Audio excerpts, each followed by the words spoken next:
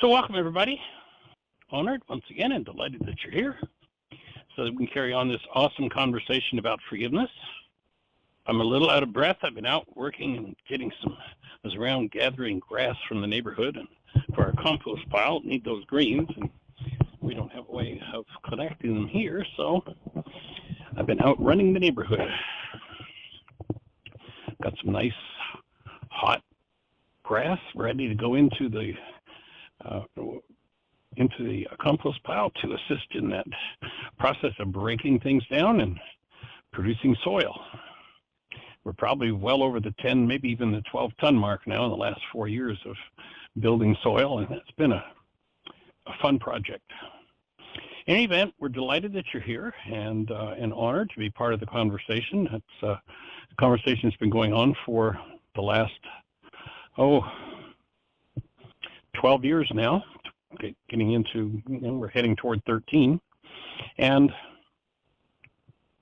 one of the pieces of the puzzle that came into the why is this happening to me again work after, let's see, 40 years or so. If you were in one of the original Why Is This Happening to Me Again workshops I did, the first 25 or 30 years, you always saw the top of the board I wrote 3 words. I'd write deny, and then I'd write suppress, and then I'd write project. And I'd explain how when we're in denial, we dissociate from content in our minds, and that we suppress that information. And then when someone comes along and resonates what we've suppressed, then we project. We use that information to build our brain's image of them, and they literally show up in the construct of our mind as the problem in our lives. And then about probably maybe 7 years ago on this radio show, maybe 8, I'm not sure, that 3-word structure changed. I was very directly instructed that it wasn't deny and suppress, but rather it was deny and dissociate. And the difference between those being, well, something's suppressed, so it's there, I can just, pull it up. It's been hidden, but I can pull it up. Where dissociate takes it to a whole other level of understanding that when I'm in denial, and our definition of denial is when I think or speak as though something outside of me is the cause of what's moving inside of me, then I'm in denial. But when I'm in denial, what happens is I have to hide the truth about what the cause is of my disturbance from myself. And I don't just suppress it, I dissociate from it. I literally cut myself off from the experience of it by my dissociation. And when I do that process of dissociation, I literally press energy into that content. I add energy to it. I use the example of, I've got a 3-foot diameter spring that stands 3 feet tall, and it's sitting here on the floor, but of course on the floor it can't do anything. It just sits there. But when I press on it, and I hold it down and I press on it, I put a potential energy into that when I finally let the spring go, whoa, it skyrockets. A lot of potential stored in it. So the more one lives in the world of blame, and it's kind of I've come to the point of realizing that world is a world that's been around from the beginning. There are a lot of people who have this conversation going on about their fear of this one world satanic religion that's coming, and they don't have any idea that most of them are already members of it. Most of us are already members of it. The one world satanic religion is the one world religion of blame. It's been here forever. Go back to the earliest time. One of, Adam's first conversations with the Creator is about how the Creator was to blame and the woman was to blame for what happened. That woman you gave me. So there's where the initiation of that one world religion began, and it's been around forever. And we tend to, by virtue of being born into this world and having all the modeling and all the brainwashing that's given to us, we tend to become members, card-carrying members of that religion of blame. How many people do you know that when there's pain or trauma going on inside of them, step right up and go, oh, I'm in pain or trauma? And how many do you know that go and have a conversation about somebody else and how it's all their fault? That's the one world religion of blame. That's where projection occurs. But the reason I'm sharing this is a new insight came for me in this whole cycle, and another perspective, and it's similar, but it was, for my mind anyway, it was a good refinement and what occurred to me is that another way to explain this denial, dissociation, and projection is when somebody thinks that the reason they're using their minds the way they are is somebody else's fault. So when I say, the only reason I'm thinking this way, the only reason I'm feeling this way is because of what you did. Like, excuse me? What your mind is doing is what your mind is doing. Got to stop the blame game. If you have a mind that habitually goes, oh, I'm a poor victim, then you have a mind that works that way. You've got to someday own that your mind works that way, and then decide, or maybe perhaps make a new choice and say, I think I want to operate my mind differently than the habitual patterns of my family, of my culture, of the brainwash that's been fed to me. And so this denial process is when I'm in the state of blame that somebody else is the reason I'm using my mind the way I am. And again, I'm using my mind the way I am because that's the way I am using my mind. And when I recognize that, and if it's always, oh, I'm being attacked, it's all your fault, or it's always, oh, look at me, I'm the victim, or whatever the habit is, if you notice that there's a pattern, if there's a why is this happening to me again in your life that you do with your mind, you're doing that with your mind. Nobody else can make that happen. And when I recognize that,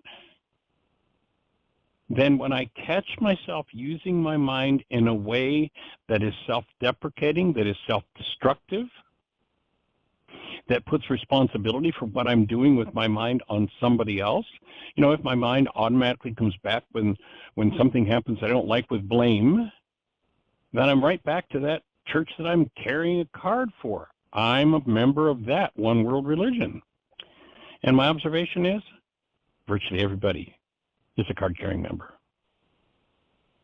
And the problem with that is that I never get to directly confront the disintegrative qualities of energy that are held within my body.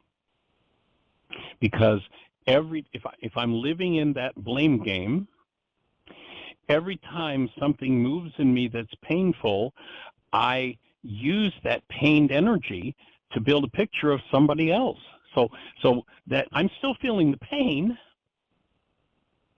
but my belief is that I'm feeling the pain because of this picture in my mind, rather than realizing I have this picture in my mind because I am in pain.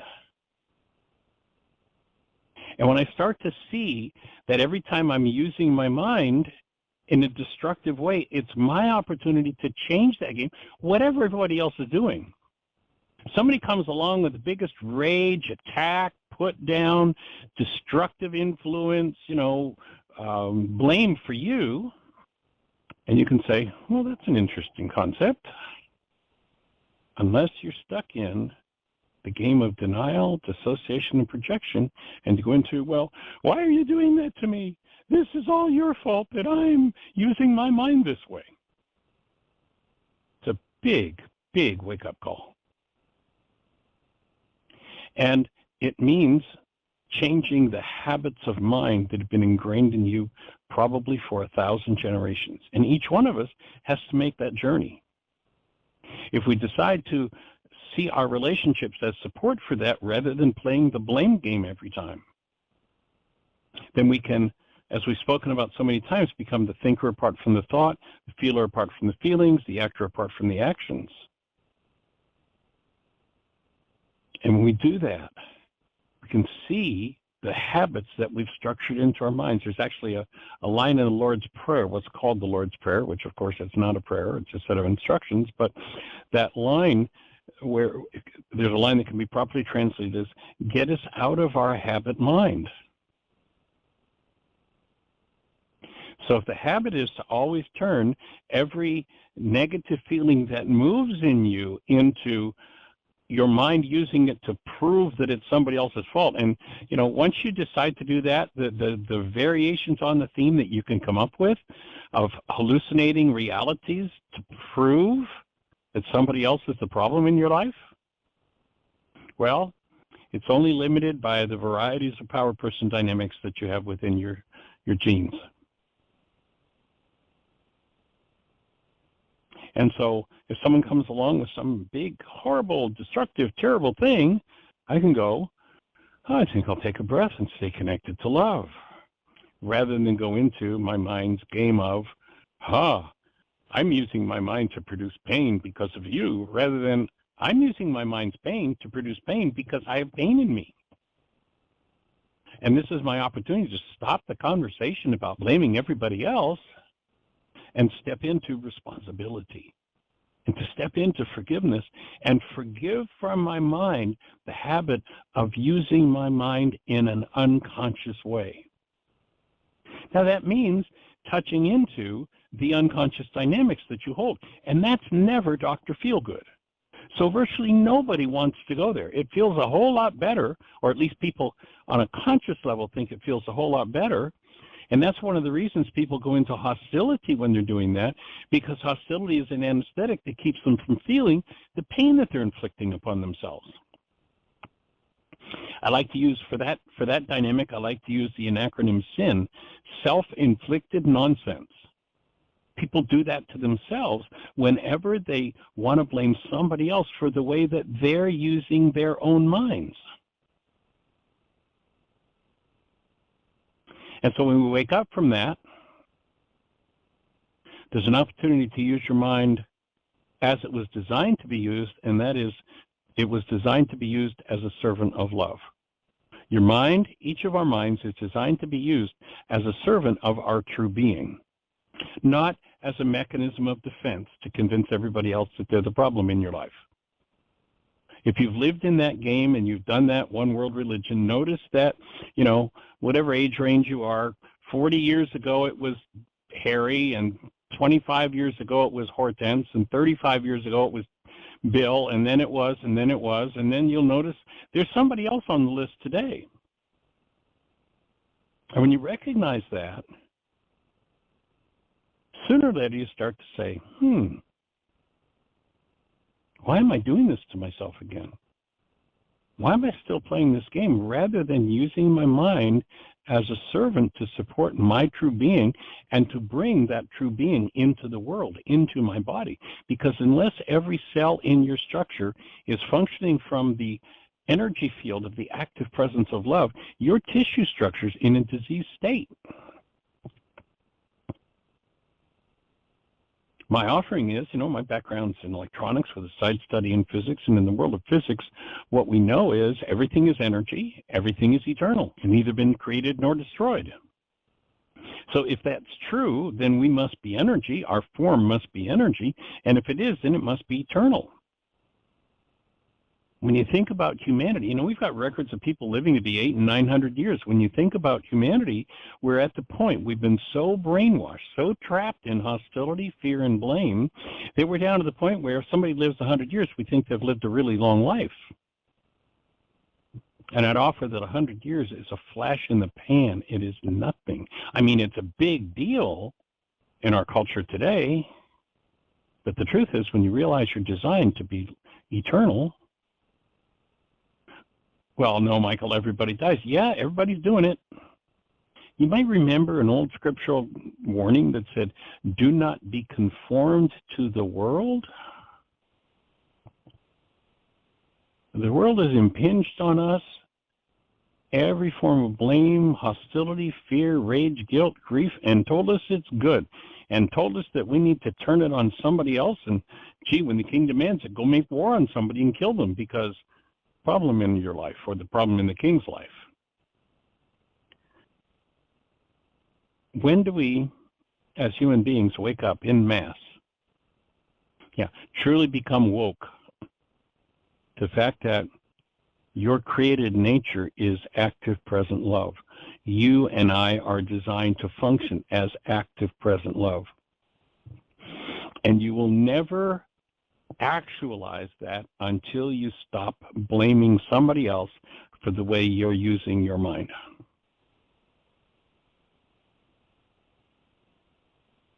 And so the tool of forgiveness is the tool of removal. Out of the mind, those thoughts based in hostility, fear, and blame, and literally remove them from your structure. There was a technology that was offered by this man Yeshua 2,000 years ago for exactly how to do that. Now, those teachings went to the Greco-Roman world, and they weren't interested in taking responsibility. They were so deeply ensconced in blame that they turned the whole teaching around.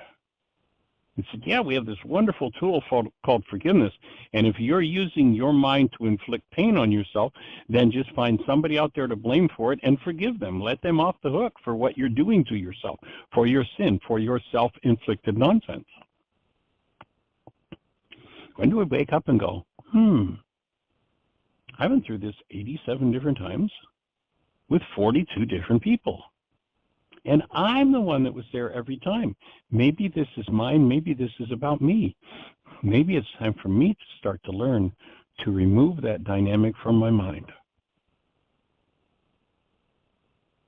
So that's the bottom line of this work.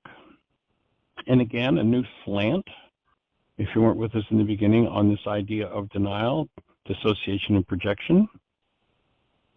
Yes, the definition we've given is when I think or speak as though something outside of me is the cause of what's moving inside of me.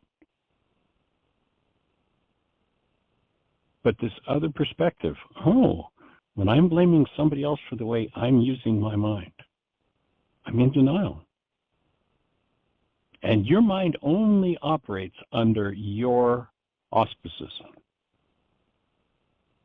Other people can resonate and trigger all kinds of things in you, but you're the one who's responsible for what you do with it, for the way you use your mind with whatever moves. And if what moves is pain, rather than getting into the conversation about everybody else, that's the time to stop and go, I think I'll stop using my mind to produce pain. What a novel idea. And so we're here to support and invite that understanding and that revelation to come to every mind, heart, and being on the planet, and do that by putting the tool of forgiveness to work.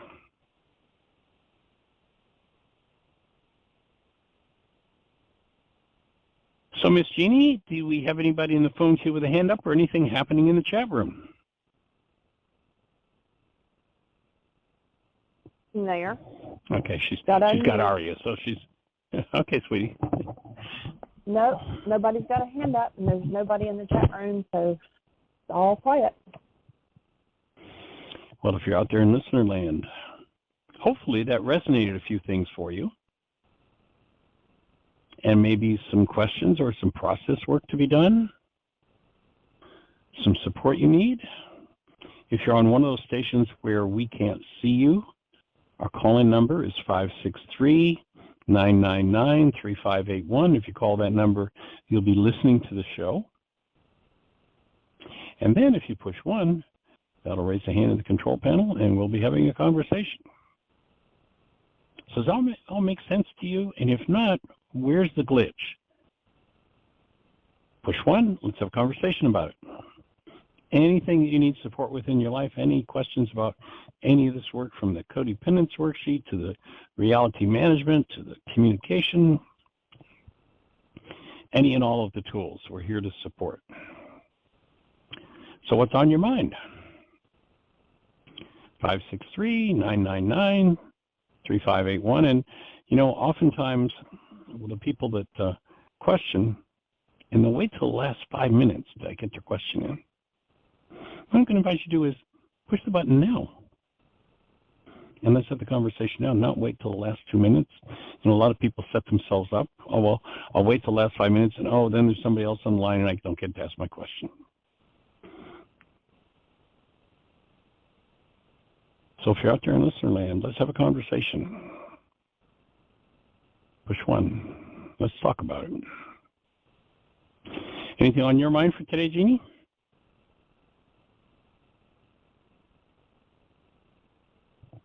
No, I think probably I was your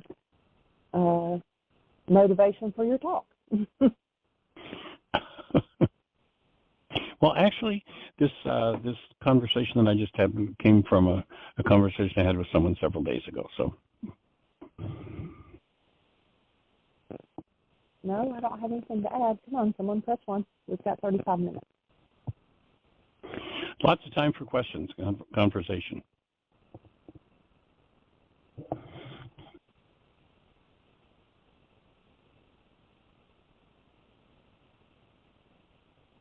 Five 563-999-3581. Come on, you're out there. Let's talk about it. What's on your mind?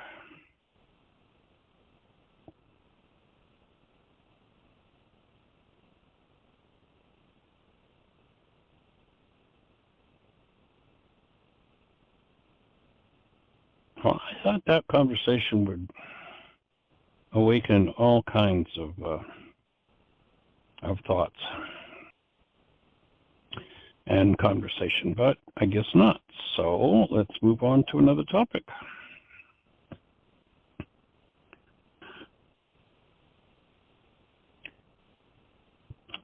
And this kind of relates, there's a wonderful quote from Albert Einstein where he says, "If you think you are separate or separated from the rest of humanity, you're living in an optical delusion." And ultimately, what that means is that if one of us is suffering, that on some level, the rest of us are also suffering. And I think that becomes a call to service, a call to reach out and offer support to those who have no idea that there's a way to heal their minds. And if Einstein's correct, then by reaching out and assisting others to alleviate what appears to be their suffering, then in fact you're alleviating your own.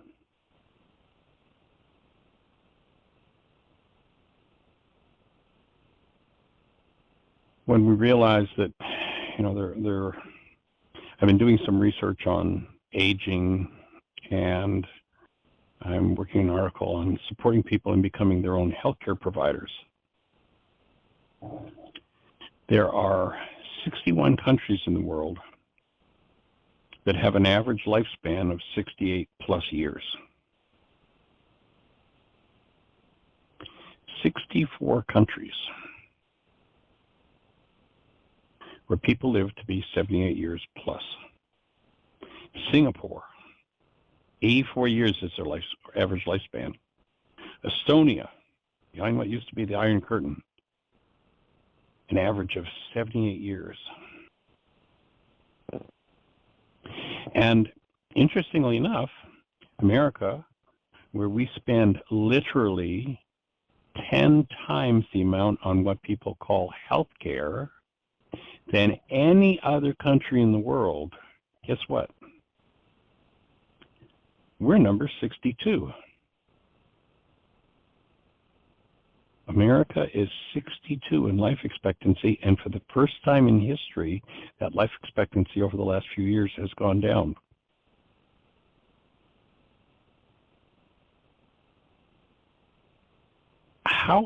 When you think about that, it's mind-boggling.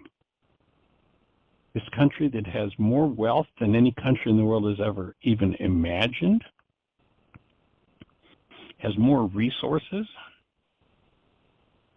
and 61 other countries are ahead of us in their lifespan. How bizarre is that? And what are we doing to ourselves? What's going on? I think that, what we're seeing happening in the political world is just a manifestation of the disease processes that people are bringing down on themselves. You'll notice, just open any news station any time of the day or night and listen to all of the conversations about blame Everybody that's in blame is in a diseased condition by definition. If I don't want to own what's happening inside of me, I'm talking about how you're the cause of it, my physiology is diseased. And if my physiology is diseased, then maybe it's time for me to do something about it, and rather than following what this country, what the minds in this country have been brainwashed to do. The media's had a big part in this. It's definitely time for us to wake up and realize who we are as human beings, to make real who we are as love, and recognize what we're doing to ourselves. But to really ask yourself the question, what's running your physiology? Is hostility or fear running your physiology? If so, then what are you going to do about it? Is blame a regular part of your conversation in the world? What are you going to do about it? I mean, do you want to be limited to that 76 years? 77 years, pardon me? My offering is that all death is suicide. We are not designed to die.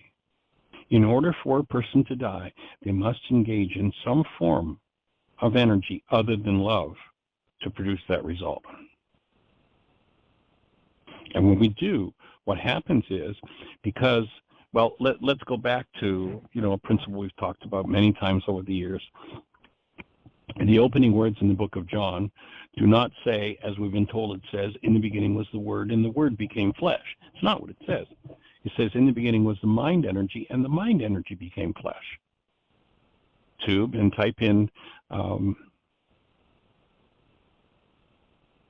Bruce Lipton. Start listening to some of his videos. Here's a cell biologist who's proving in the laboratory exactly what the opening words in the book of John say. What he's showing is that when you think a thought, a molecule appears in your body. It's called a neuropeptide. Something which we consider non-physical, a thought, appears in form as physical. Then that thought circulates around in the structure until it finds a receptor site on a cell that matches. So it lands on the cell, and that neuropeptide, that thought in form, inserts itself through that neuropeptide into the cell. And if we were sitting inside of the cell watching that neuropeptide land and appear inside the cell, what we would see is what we call chemistry. So literally, thoughts become chemistry. If there is a disease process going on in your tissue structure, if there's hurt, if there's pain, if there's sadness, if there's fear, if there's rage, then your tissue structure is suffering. And, again, sin, self-inflicted nonsense. We do this to ourselves. When do we give it up and really truly recognize who we are as love, and watch how much we have to do with what happens on a tissue level, on a cellular level? Because whatever is running your mind is running your physiology.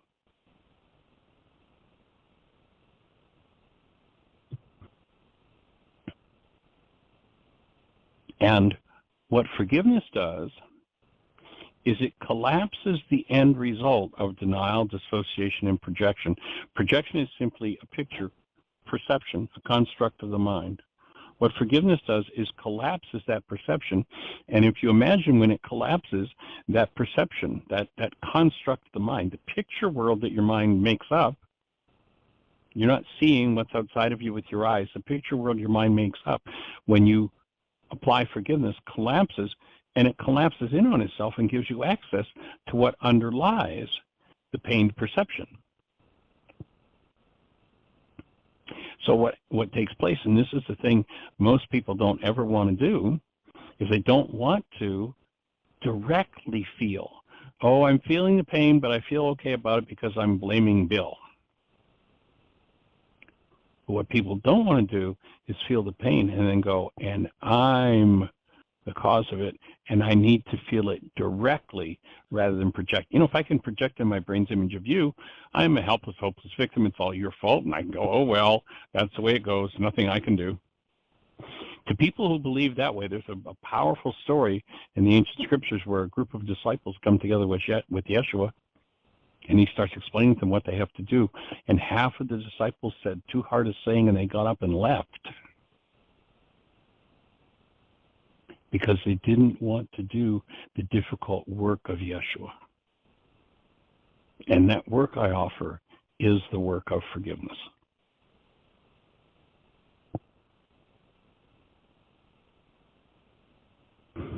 So what we're here to support is a very real and practical understanding of that work.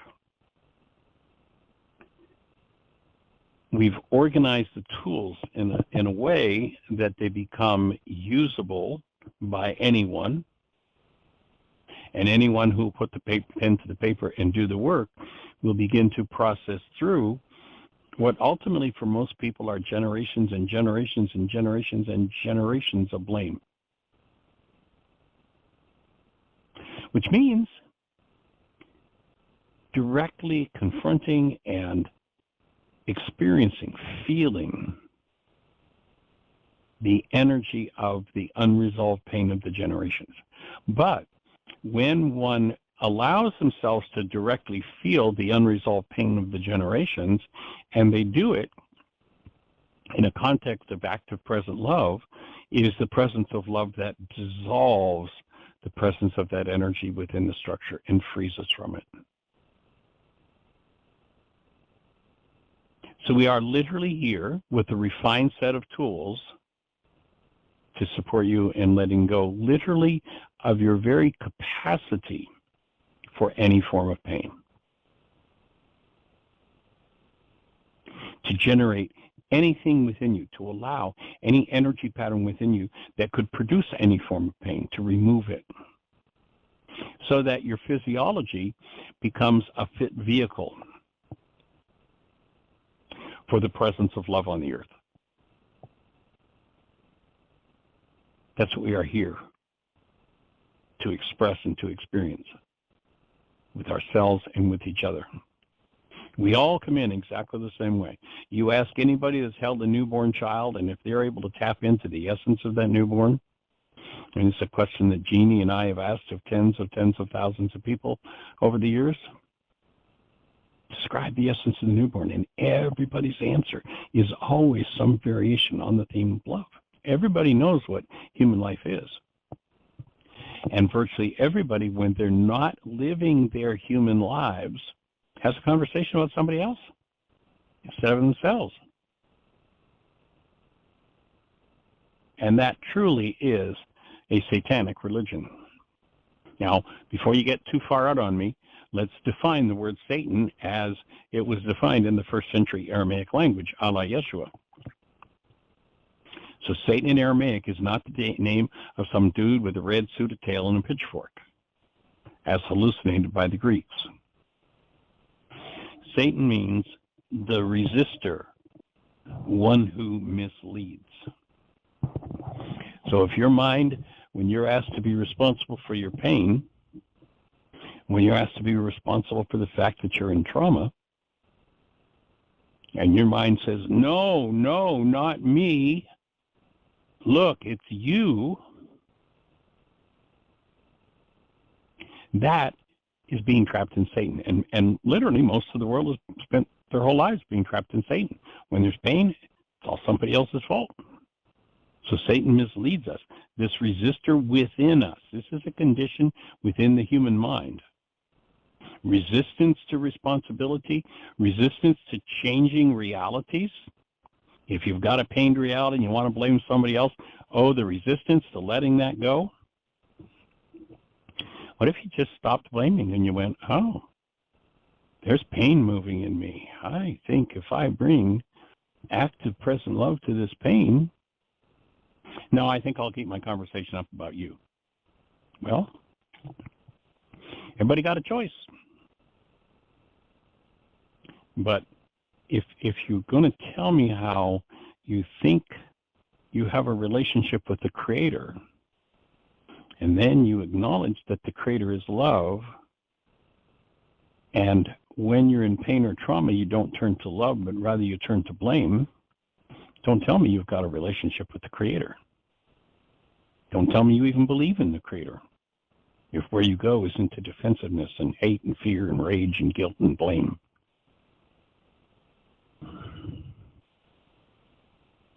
So when they said in the ancient teachings there will come a time when the whole world will be fooled, I mean, we're there big time. And what we're here to support and what we're here to do is to offer the tools for gaining liberty from your past, from the habit mind of the generations, to really enter into the space where you function as active present love, 24/7, 365.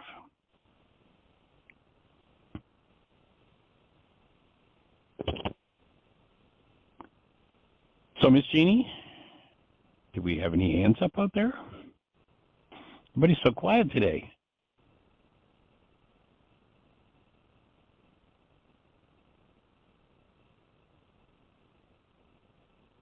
Do you have anybody in the phone queue with a hand up or anything happening in the chat room, sweetie?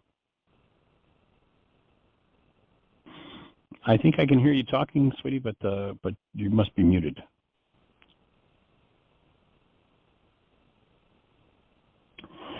Hello, Jeannie. Well, it seems like we've lost her.